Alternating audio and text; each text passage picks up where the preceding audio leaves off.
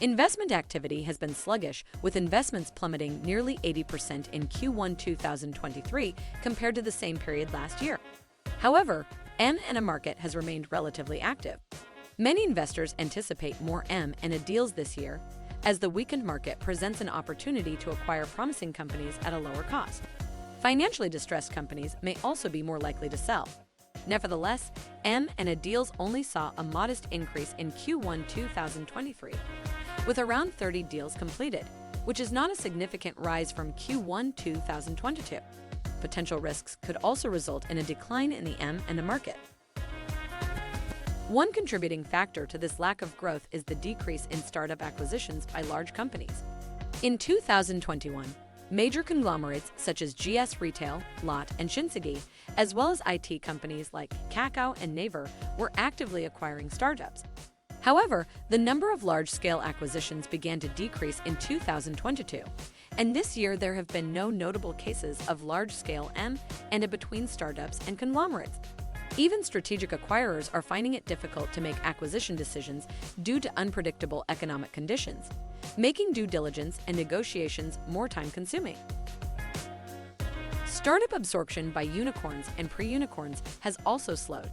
Last year, companies like Market Culture, Zappos, and Yanalza acquired startups or parts of large companies, and wannabe unicorns made multiple acquisitions to increase their scale.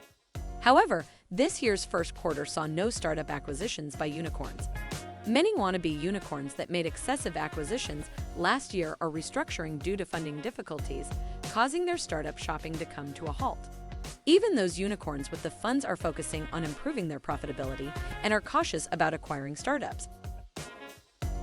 Filling the void of fewer big company and unicorn M&A deals are startup-to-startup acquisitions, which are still on the rise. Most of the startups that reported M&A news in Q1 were acquiring startups, either by absorbing their peers to become more competitive and enter new businesses, or by merging with them to gain an edge in an increasingly competitive market. While there were also cases of acquiring companies that had gone out of business due to market deterioration or whose value had fallen, the amount of the acquisition was not disclosed and the scale was not large.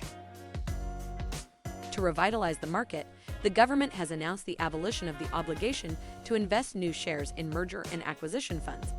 While the current situation may be maintained in terms of quantity, whether there will be significant cases of mergers and acquisitions in terms of quality will depend on the market situation. Thank you for watching, and more information can be found on the StartupRecipe website.